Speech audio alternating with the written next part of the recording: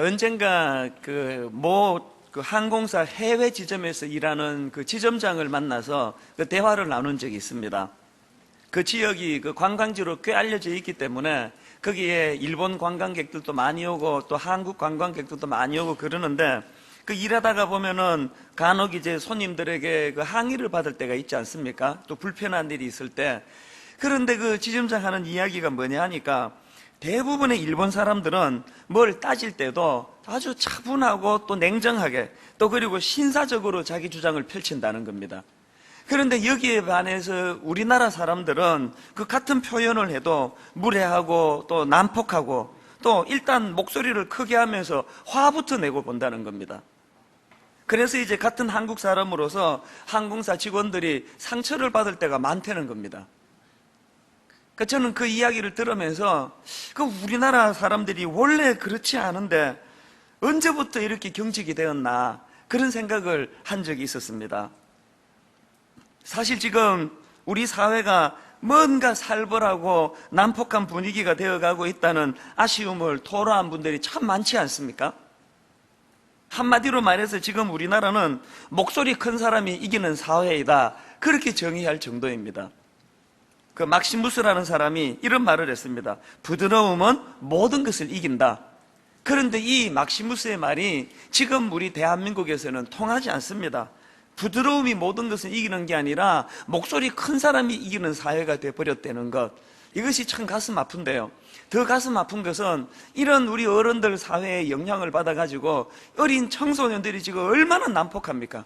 상상을 초월하는 폭력적인 양상들이 지금 학교 안에서 벌어지고 있는데, 제가 그 미국에서 이민 생활할 때 보니까요, 학교에서 뭐 폭력은 이건 상상도 못하고 이렇게 살짝 떠밀기만 해도 이 학교적으로 이거는 뭐 난리가 납니다. 어떻게 이런 일을 할 수가 있느냐고. 여기에 반해서 우리 청소년들은 지금 이 폭력 불감증이에요. 선생님도 두들겨 패고 뭐 상상을 초월합니다. 이게 어디서 영향을 받았을까요? 우리 어른들의 이 난폭한 분위기의 영향을 아이들이 고스란히 그 영향을 받기 때문 아니겠습니까? 이런 현실이기 때문에 이제 오늘 우리가 살펴보게 될 성령의 8번째 열매입니다. 이 온유에 대해서 살펴보는 것은 매우 중요한 의미를 가진다고 생각을 합니다. 그런데 먼저 이제 이 온유에 대해서 제가 말씀드리고 싶은 게 뭐냐 하면은, 이 성경이 말하는 온유는 두 종류로 나누어서 생각할 수 있더라는 것입니다. 하나는 상태로서의 온유이고 또 하나는 행위로서의 온유입니다. 이 상태로서의 온유가 뭐냐 하면은, 이제 갈라디아 5장 23절에 나오는 이 온유라는 것은 원어로 보면은 프라우테스라는 단어예요. 이 단어는 원래 길들여진 야생동물의 성질을 나타낼 때 사용하는 단어입니다. 그렇기 때문에 오늘 본문에서 말하는 이 온유란 것은 그냥 개념 없이 착하고 유순한 것을 말하지 않습니다. 여기서 말하는 온유라는 것은 훈련에 의해 다듬어져 그래서 스스로 조절하고 절제할 수 있는 힘이 생긴 상태, 이게 온유예요. 저는 이 프라우테스라는 이 단어를 보면서 예전에 제가 읽었던 책인데 그 베스트셀러가 되지 않았습니까? 칭찬은 고래도 춤추게 한다. 그 책이 떠올라졌습니다. 그 책의 배경인 미국 올랜도에 있는 이 시월드에 가면은요, 지금도 범고래 쇼가 벌어진다고 하는데, 우리가 다 알다시피 이 범고래는 식인 고래입니다. 그런데 이 위험한 식인 고래를 잘 훈련시켜가지고 순한 양으로 만들어 놓은 거예요. 그러니까 이 무서운 식인 고래가 노련한 조련사의 손에 붙잡혀서 순한 양처럼 온순해져 있는 상태, 이게 성경이 말하는 온유입니다. 이런 맥락에서 본다면 우리 모든 그리스도인들은 노련한 조련사 되시는 하나님 손에 붙들려 훈련되어가는 존재이다, 그렇게 정의할 수가 있겠습니다. 그리고 뭐 영성훈련 그러는데, 영성훈련이라는 것은 다른 말로 하면은 조련사 되시는 하나님에 의해 내 인격이 다듬어져 가는 그 온유훈련 혹은 인격훈련, 이게 영성훈련이라고 저는 생각합니다. 그 모세를 한번 보십시오. 모세는 바로의 궁전으로 입양이 돼가지고 왕실 훈련을 받았습니다. 그런데 그 고급 왕실 훈련이 모세를 인격적으로 다듬어 주지를 못합니다. 혈기가 넘쳐가지고 그는 애굽 사람을 때려 죽이는 폭력적 성향을 드러냅니다. 그리고는 그 일로 이제 무려 40년 동안 광야로 던져져서 드디어 하나님 손에 의해 이제 그 인격 훈련을 그가 받지 않습니까? 그랬더니 어떻게 변했습니까? 민수기 12장 3절에 보니까 이 사람 모세는 온유함이 지면의 모든 사람보다 더하더라. 사실 이건 모세가 자기가 자기를 표한 거예요. 그런데 그 이후에 일어나는 여러 정황들을 보면은 하나님께서는 이 모세가 자기를 일컬은 그 온유에 대해서 인준해 주시는 거예요. 이 자타가 공인하는 온유한 사람이 된 거예요.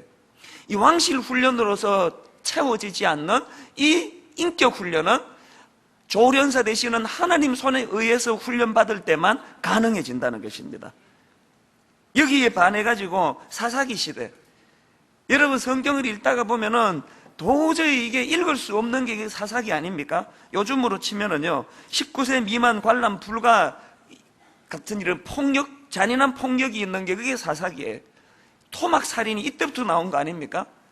온갖 불륜과 더러운 타락과 폭력이 난무하는 이 사사기 시대를 하나님께서는 왜 그런 끔찍한 폭력과 타락이 가능했는지를 딱 한마디로 이렇게 설명합니다. 사사기 17장 6절, 그때에는 이스라엘에 왕이 없었으므로 사람마다 자기 소견에 오른 대로 행하였더라. 똑같은 말을 한 번 더 반복합니다. 25절에 그때에 이스라엘에 왕이 없으므로 사람이 각기 자기의 소견에 오른 대로 행하였더라.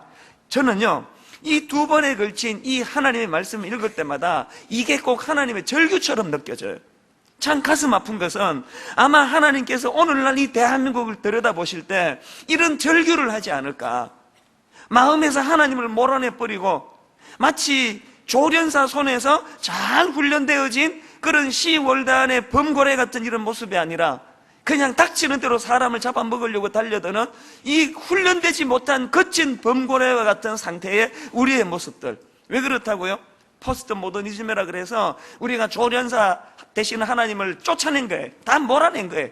하나님이 뭐가 필요하냐는 거예요. 각기 소견에 오른 대로 행할 수밖에 없는 오늘 이 시대가 이런 끔찍한 폭력을 낳고 있다는 사실입니다. 그러고 보면요, 이 세상 사람은 딱 두 종류로 구분할 수 있습니다. 하나는 모세처럼 자기를 연단해주고 다듬어주는 조련사가 있는 인생이고, 또 하나는 사사기 시대 사람들처럼 그들의 투박함을 다듬어줄 조련사가 없는 인생이에요. 오늘 여러분, 우리가 누군가의 손에서 훈련을 받을 수 있다는 것, 그래서 제가 옥하는 목사님을 만나기 이전에 이찬수 목사, 옥하는 목사님을 만나고 난 이후에 이찬수 목사, 이렇게 구분이 돼요.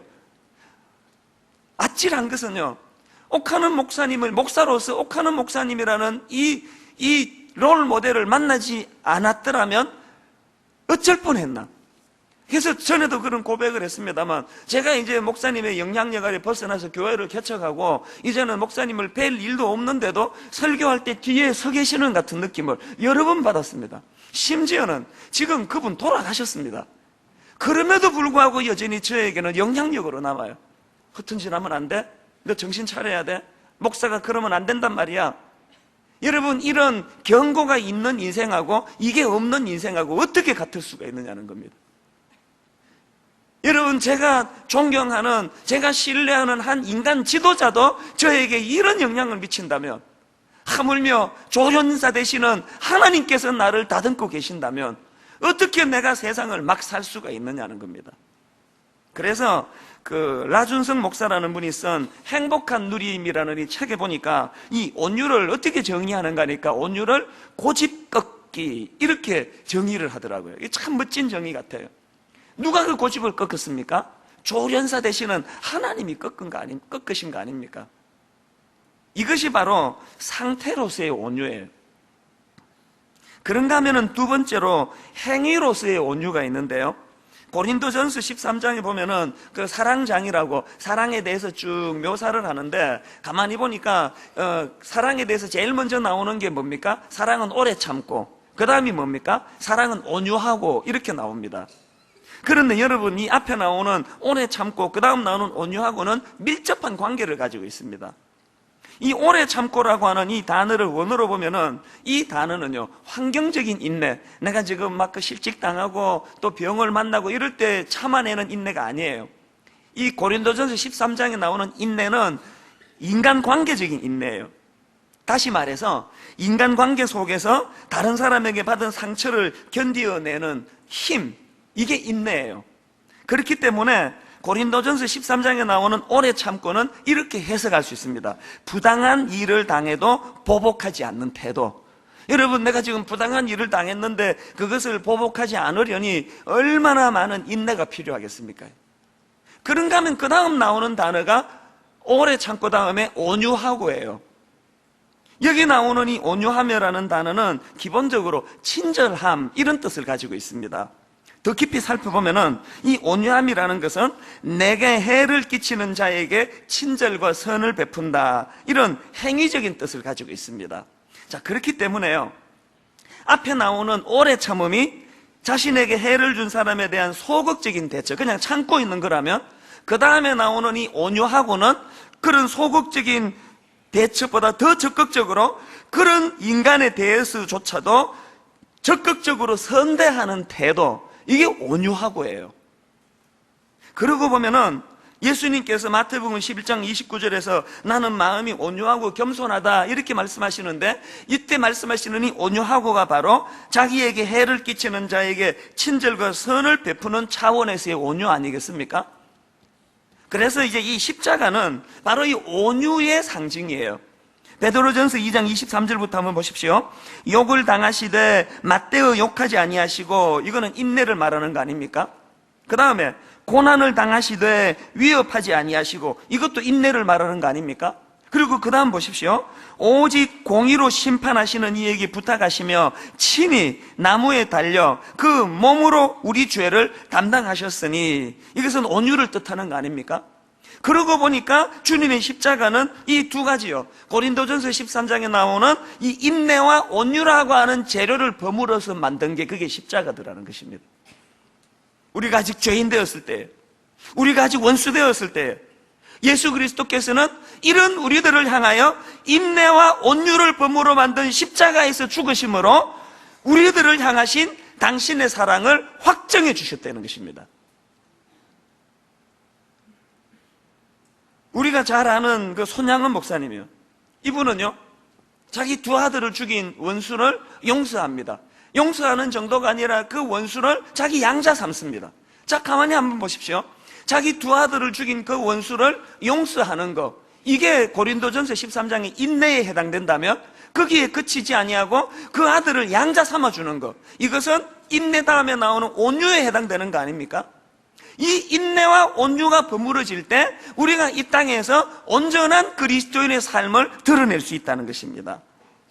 그래서 여러분, 이 두 종류의 온유요, 하나는 상태로서의 온유, 다시 말해서 내가 노련한 조련사 되시는 하나님 손에 붙들려 있는 이 상태로서의 온유가 필요하고요, 그런가 하면 두 번째로 행위로서의 온유, 다시 말해서 내게 해를 끼치는 사람에게조차 친절과 선을 베풀 수 있는 힘, 이 온유가 우리에게 필요하다는 것입니다.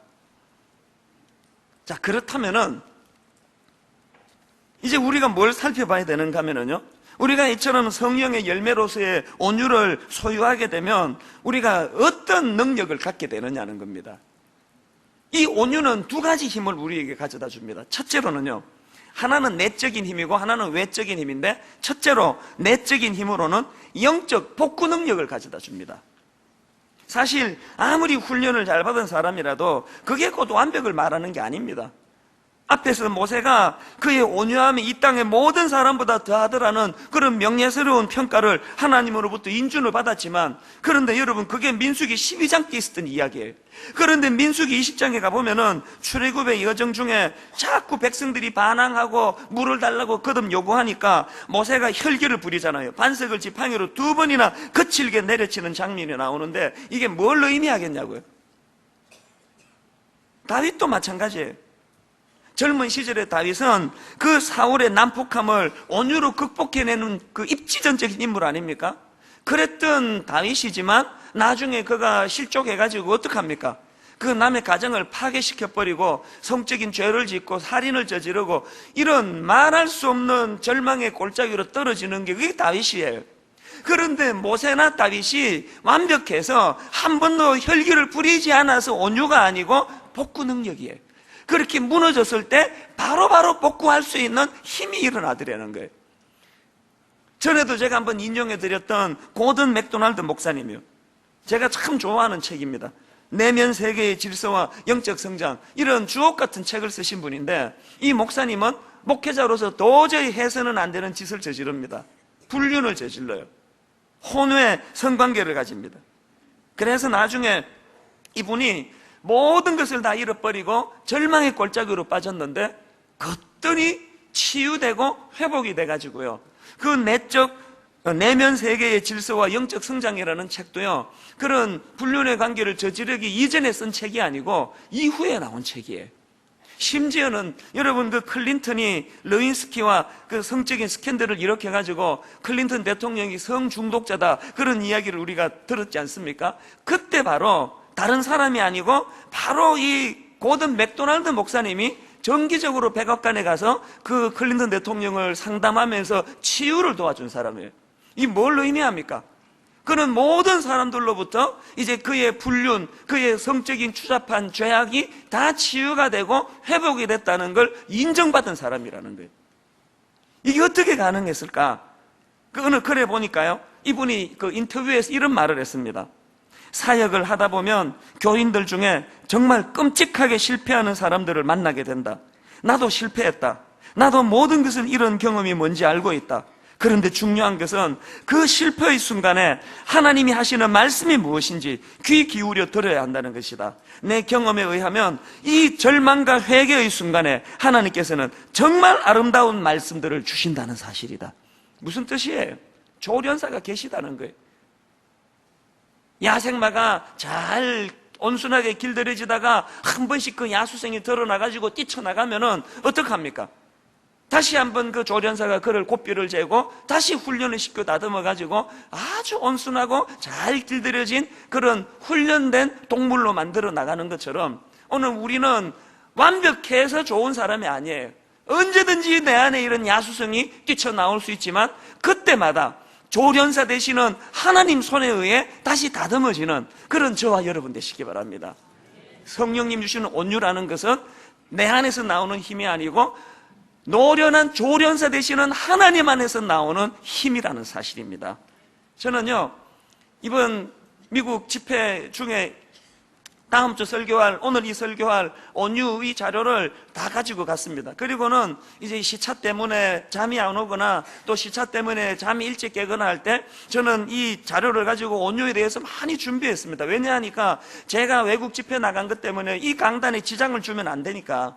그래서 이제 말씀을 여러 차례 묵상을 하는데 어느 새벽이에요. 몇 가지 강한 성령의 임재를 제가 경험했는데 그 중에 하나가 제 마음에서 너무나 강한 소원이 일어나더라고요. 하나님, 오늘 분당 우리 교회 성도들 가운데 마치 고든 맥도날드 목사님처럼, 마치 다윗처럼 이런저런 어려운 일로 실족하고 자빠지고 넘어져서 절망 중에 있는 그런 성도가 있다면 오늘 예배 중에 성령의 온유가 그를 강타해 주시기를 원합니다. 그래서 다시 회복할 수 있기를 원합니다. 고삐가 풀린 말과 같이 버려진 존재가 아니라 다시 한번 조련사 되시는 성령의 손에 이끌려서 온유가 회복되는 능력의 예배가 되기를 바랍니다. 누구가 이 말씀이 필요한지 저는 몰라요.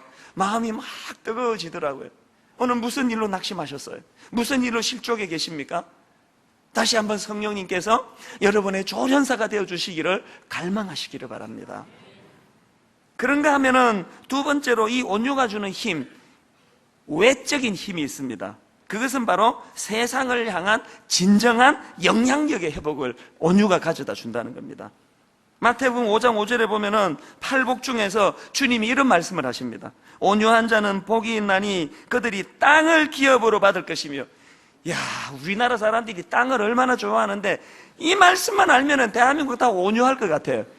온유한 자에게 땅을 준다는 거예요. 시편 37편 11절 말씀을 지금 주님이 인용하고 계시는데요, 한번 보시겠습니까? 그러나 온유한 자들은 땅을 차지하며 풍성한 화평으로 즐거워하리로다. 사실 이 성경에서 이 땅이라고 하는 개념은 굉장히 중요한 개념 중에 하나입니다.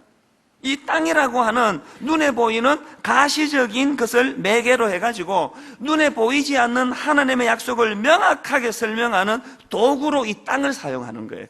그래서 창세기 13장 14절 15절에도 보니까 땅이 나옵니다.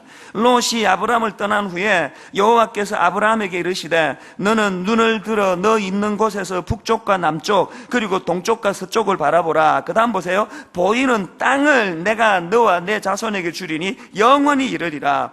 여기서도 지금 하나님께서 아브라함에게 땅을 약속하시는데, 여기서 약속하신 그 땅이란 것은요, 1차적으로 문자적으로 보면은 장차 이스라엘 백성들이 누리게 될 가나안 땅을 이야기합니다. 그러나 또 이 땅의 개념을 확장해서 생각하면 2차적으로는 이 땅은 하나님의 나라로 해석할 수가 있습니다. 그렇기 때문에 산상수훈에서 예수님께서 말씀해 주신 온유한 자가 땅을 기업으로 받는다는 이 말씀의 의미는 두 가지로 해석을 할 수가 있는데요, 하나는 우리가 하나님의 온유를 덧입을 때 그때야 비로소 하나님의 나라를 맛볼 수 있다는 거예요. 죽었으면 하나님 나라를 맛보는 게 아니고 우리가 온유할 때 이 땅에서도 하나님 나라를 맛볼 수 있다는 거예요. 이 말을 뒤집어 말하면 하나님 나라를 누릴 하나님의 자녀들은 반드시 온유한 사람이 되어야 된다는 뜻입니다.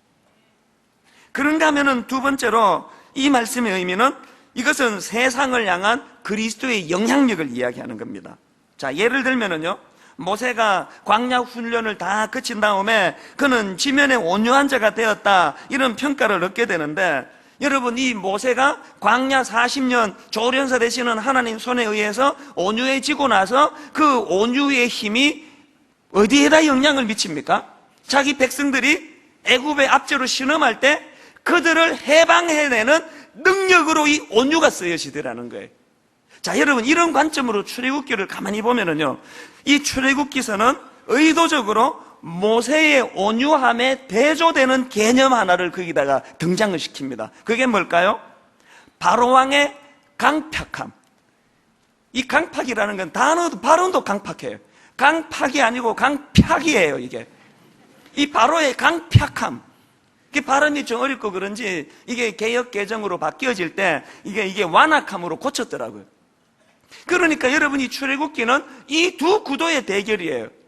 하나님 조련사 되시는 하나님 손에 의해 다듬어져 온유해진 모세의 온유함과 조련사가 없는 세상의 바로왕으로 상징되는 바로의 강팍함, 그냥 제가 편리상 강팍으로 부르겠습니다. 이 바로의 완악함, 이 두 대결 구도가 이게 출애굽기예요. 여기서 우리가 무슨 교훈을 얻어야 될까요? 오늘도 이 세상은 마치 권력과 물질과 모든 힘을 다 쥐고 있는 바로왕처럼 바로의 강팍함을 가지고 온순한 모세와 같은 하나님의 교회와 하나님의 사람을 위협하고 있는 현실이 이게 세상이라는 거예요. 거기에 우리가 어떻게 맞서야 될까요?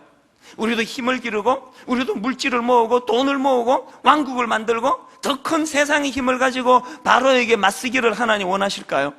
출애굽기의 구도는 그게 아니에요. 출애굽기는 이 모세의 온순함은 이 강력한 권력을 가진 바로왕의 이 완악함, 그의 강팍함을 견딜 수 없을 것 같은데 결국은 조련사 대신 하나님 손에 다듬어진 모세의 온유함이 바로의 강팍을 이겨낸다는 사건이 이게 출애굽기라는 사실이에요. 이런 맥락에서 우리 모두는 다, 특히 저 같은 목회자들은 땅을 치며 반성을 해야 될 게 있어요. 바로 어제예요. 어느 기사를 보니까요, 요 건너편 안양시에서 안양시 기독교 연합회하고 안양시하고 합의를 봤다는 거예요. 그 기사 다 보셨죠? 이제 그 밤 11시 이후에는 그 상가에 붉은 십자가 불을 다 끄기로 했대요. 그리고 이게 낙후돼가지고 위태위태한 100 몇십 개인가 하는 이제 이 십자가 종탑을 철거하기로 합의를 봤대요. 그런데 제가 어제 인터넷을 검색해 보니까 온 신문마다 그것을 그냥 극찬을 하는 거예요. 이제 교회가 정신을 좀 차리나 보다, 이런 논조예요. 심지어는 어떤 일간지에 보니까 그 기사에 대한 머리 타이틀이 이렇게 돼 있더라고요. 빛 공해, 십자가, 불빛 꺼진다. 세상에 어쩌다가 주님의 십자가가 공해가 돼버렸습니까? 여기서 우리가 반성해야 되는 게 뭡니까? 우리의 영향력이라는 것이 상가에 그 붉은색 십자가 걸어놓는 거, 남산에서 내려다보면은 온통 십자가가 이 대한민국 땅을 점령한 것처럼 그것을 자랑하는 것이 이게 하나님이 원하시는 영향력일까요? 우리의 영향력은 그런 게 아니에요. 우리의 영향력은 비록 나는 모세와 같이 힘도 없고 백도 없고 권력도 없고 아무것도 없지만 내게 있는 것 하나, 나는 조련사 되시는 하나님이 계시다. 그 하나님이 나를 온유하게 만들어 주었기 때문에 아무것도 없는 보잘것없는 나의 온유가 그 강팍한 바로왕의 그 강팍을 이겨낼 힘이라는 것을 보여주는 것이 영향력이라는 거예요. 이걸 우리가 실패한 거 아닙니까? 그래서 저는 너무나 목사로서 자괴감이 느껴지는 그 안양시 그 십자가 사건을 보면서 오늘 새벽에 일어났는데 문득 찬양 하나가 떠오르더라고요. 주 여호와는 광대하시도다. 그 거룩한 하나님 성에서 찬양할지어다. 이 소리가 참 이러네요. 오늘 여러분 우리가요 그 붉은 십자가 네온 사인으로 세상을 그득 채우는 교회가 아니라 실제로 그 하나님의 광대하심이 오늘 이찬수 목사, 이 강팍한 이찬수 목사를 온유한 사람으로 만들으신 그 하나님께서 이 모세의 온유가 이 세상의 바로왕의 강팍을 이길 힘이라는 것을 보여줘야 되는 게 이게 교회가 할 일인데 이걸 우리가 실패했다는 거 아닙니까? 그래서 여러분 이 모세의 온유가 바로의 강팍을 이겨낼 힘이라는 사실을 오늘 우리가 이웃 사랑부의 날로 다시 이 날을 우리가 섬기는 것은 5월 한 달 내내 우리가 이것을 강조하는 것은 여러분 이게 우리 교회가 살 길이기 때문이에요.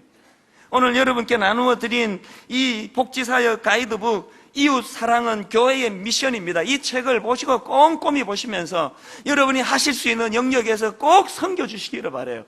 여건이 안 되시는 분은 여러분 아침에 일어나서 이거 손에 붙들고 이것 붙들고 좀 기도해 주시기를 바라요.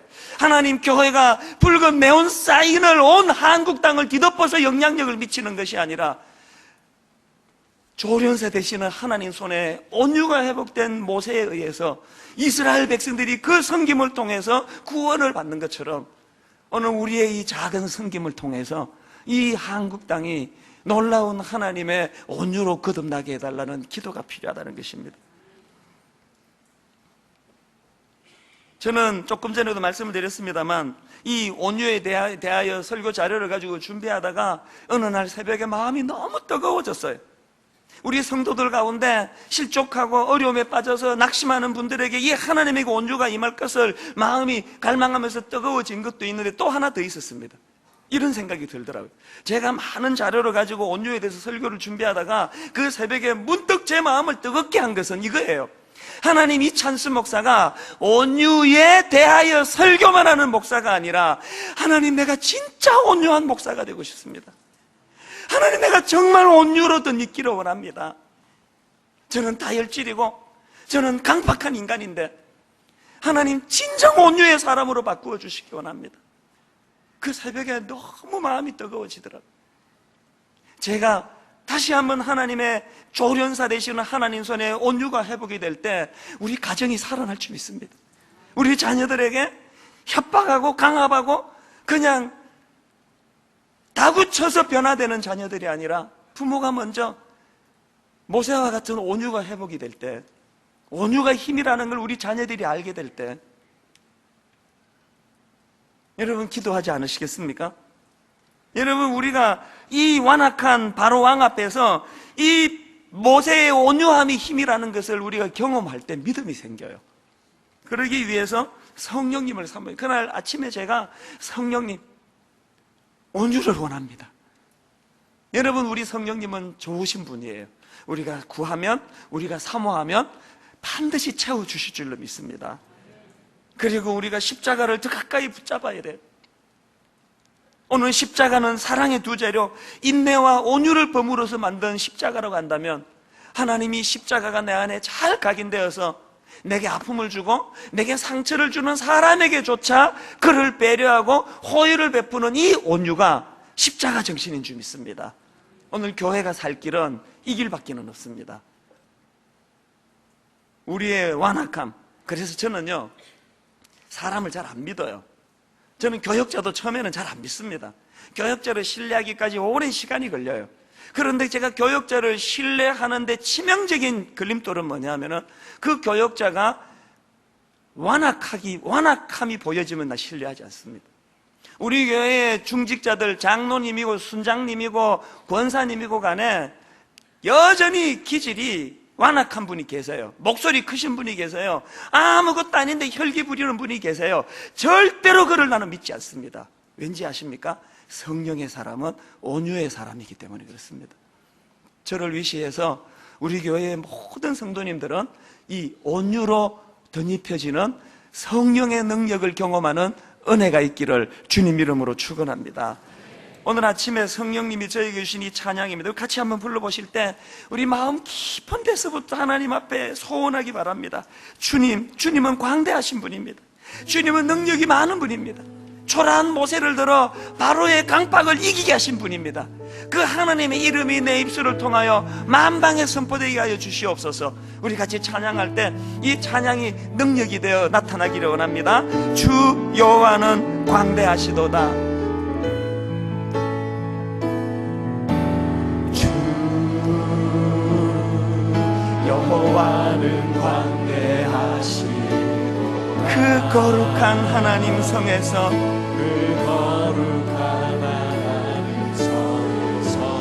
찬양할지어다.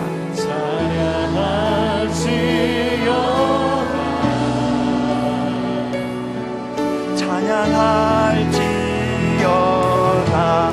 주 승리 우리에게 주셨도다. 모든 원수 물리치셨네. 엎드려 절하세.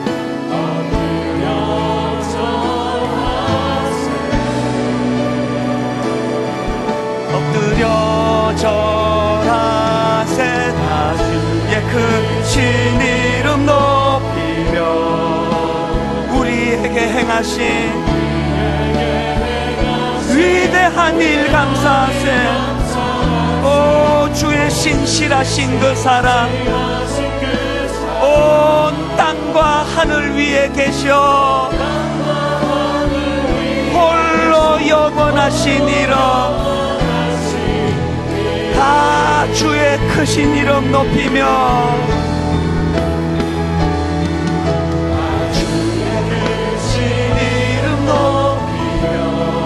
우리에게 행하신 위대한 일 감사하세. 오 주의 신실하신 그 사랑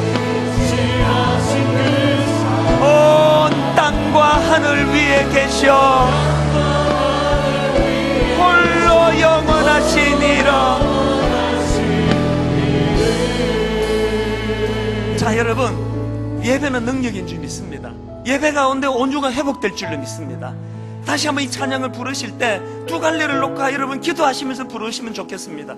오늘 여러분 그 다윗처럼 모세처럼 또 고든 맥도날드 목사님처럼 뭔가 실족해서 자빠지고 넘어지고 실족해 계시는 분, 일어날 힘이 없으신 분, 다시 한번 이 온유가 여러분을 일으켜 세울 줄 믿습니다. 사모하시기를 바라요. 그런가 하면은 또 한 가지, 누가 여러분에게 바로예요? 어느 바로에 맞아서 여러분 지금 힘들어하고 계세요? 바로의 완악함을 이길 힘은 모세의 온유함입니다. 하나님 내 온유함이 그 강팍한 바로를 이겨낼 힘이 될 줄로 믿습니다. 하나님의 광대하심, 하나님의 하나님 되심을 선포할 때 그 온유의 힘이 내 안에 나타날 줄 믿습니다. 우리 가사를 생각하며 후렴부터 다 주의 크신 이름 높이며 온 전심을 다하여 선포합니다. 다 주의 크신 이름 높이며 우리에게 행하신 위대한 일 감사하세. 오 주의 신실하신 그 사랑 온 땅과 하늘 위에 계셔 홀로 영원하신 이름 주 여호와는 광대하시도다.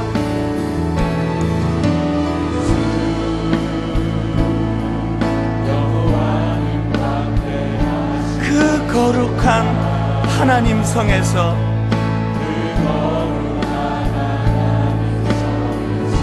찬양할지어다.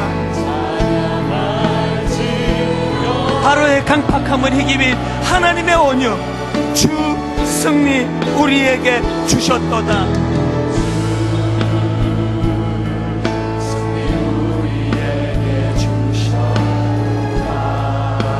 모든 원수 물리치셨네. 그 하나님 앞에 승복하며 엎드려 절하세. 여러분 마음으로 일으킬 준비가 되셨습니까? 입술로 선포하십니다. 다 주의 크신 이름 높이며 선포하십시오. 우리에게 행하신 위대한 일 감사하세. 오 주의 신실하신 그 사랑, 온 땅과 하늘 위에 계셔 홀로 영원하신 이름. 우리 말씀 생각하며 합심해서 같이 기도하시겠습니다. 살아계신 하나님 아버지, 내게 온유가 필요합니다. 아버지 하나님, 바로의 강팍을 이길, 바로의 완악함을 이길 온유를 허락하여 주시옵소서.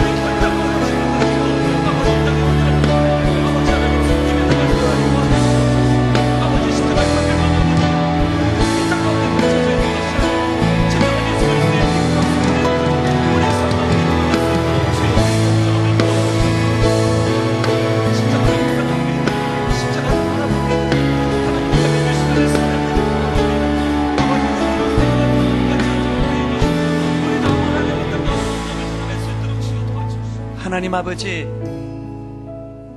온유하기 원합니다. 내 안에 울분이 많고 분노가 많고 누가 살짝 건들기만 해도 폭발하는 하나님이 완악함을 꺾어주시고, 모세가 40년 광야 운율을 통하여 하나님의 온유를 얻을 수 있었던 것처럼 우리도 그 온유를 허락하여 주시옵소서. 고든 맥도날드 목사처럼 절망적인 자리에 빠져 있다 할지라도 조련사 되시는 주님, 다시 한번 우리를 이렇게 세우셔서 회복과 치유가 일어나도록 도와주시고, 오늘 나를 괴롭히는 바로왕 앞에 온유로 이겨내는 이김을 허락하여 주시옵소서. 그 은혜를 구하는 자마다 예외 없이 성령님 온유를 선물로 허락하여 주시옵소서. 감사드리옵고 예수님 이름으로 기도드립니다. 아멘. 오늘 이웃 사랑부의 날을 맞이해서 우리 영상부에서 간단한 영상입니다. 우리 같이 영상을 보시고 이제 예배를 마무리하면 좋겠습니다. 같이 보시겠습니다.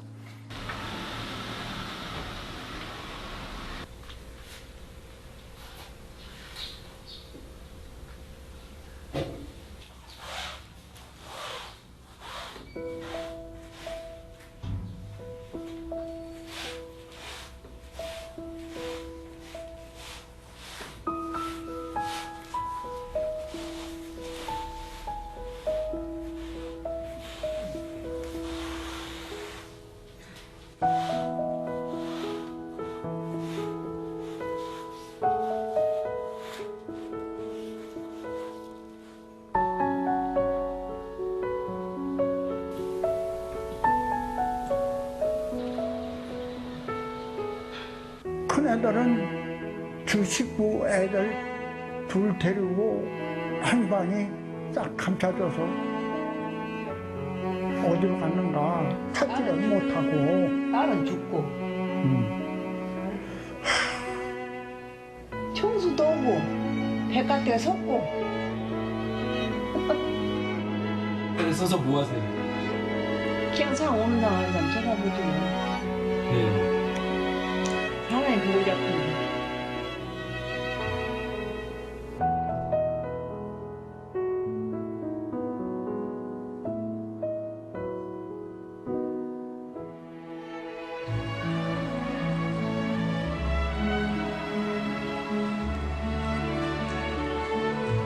네, 저희가 이웃사랑 문과 노인 섬김팀에서 봉사하는데요. 오늘 그 어르신 뵈러 가는 중입니다.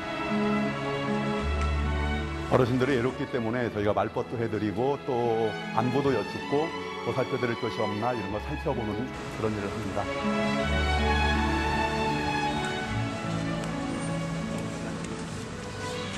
그러니까 전화 온다 하면 꼼짝도 안 하고 내가 기다리지.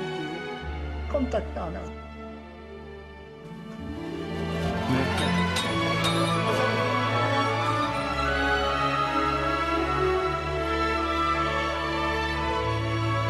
뭐 세상 걱정 이렇게 잊으시고 활짝 웃으면서 기뻐하실 때 그때가 제일 큰 보람을 주죠.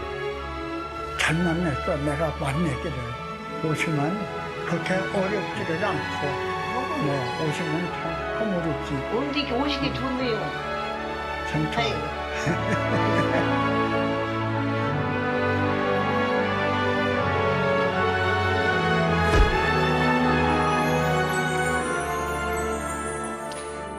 저는 그렇게 생각합니다. 저 모습이 온유고 저 모습이 세상을 향한 영향력이라고 생각합니다. 분당 우리 교회 모든 성도님들이 나가서 행하시거나 기도하시거나 그래서 하나님 붉은 십자가 뒤덮는 영향력이 아니라 하나님의 광대하심을 온유로 만들어내는 이 선한 영향력을 행사하는 우리의 삶, 또 우리 가정, 우리 교회 되시기를 주님 이름으로 축원합니다. 이제 우리 다 자리에서 일어나셔서 주가 보이신 생명의 길, 실족하고 넘어지고 자빠진 인생을 조련사 되시는 하나님 다시 한번 엮어주시기 원합니다. 주가 보이신 생명의 길, 주가 보이신 생명의 길, 나 주님과 함께 상한 마음을 들이며 주님 앞에 나가리. 나의 의로움이 되신 주 그 이름 예수, 나의 길이 되신 이름, 길이 되신 이름 예수. 나의 길 오직 그가 하시라. 나를 단련하신 후에 내가 정금같이 나오리라. 우리 마음으로 소원하면서 주가 보이신 생명의 길, 생명의 길, 나 주님과 상한 마음을 들이며 상한 마음 주님 앞에 나아가리. 주님 앞에 조련사 되시는 내 하나님은 나의 의로움이 되십니다. 의로움이 되신 그 이름 예수, 나의 길이 되신 이름, 길이 되신 그 이름 예수, 그분을 의지하여 선포합니다. 나의 길 오직 그가 아시나니. 오직 그가 아시나. 나를 단련하신 후에 내가 정금같이 나오리라.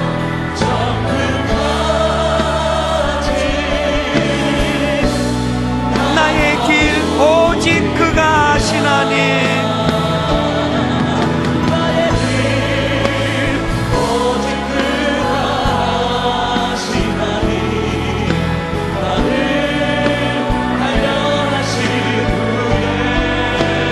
내가 정금같이 나오리라.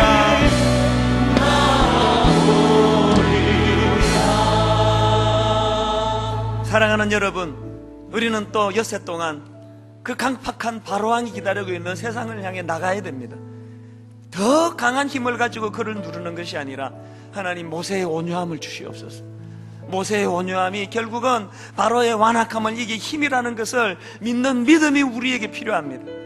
오늘 이웃 사랑부의 날을 맞이해서 마당에 펼쳐진 여러 가지 섬김의 그런 과정들을 살펴보시면서 하나님의 온유가 세상을 섬기는 힘이 됨을 확신하고 확정하며 그렇게 믿음을 가지고 나아가 승리하는 저와 여러분 되시기를 주님 이름으로 축원합니다.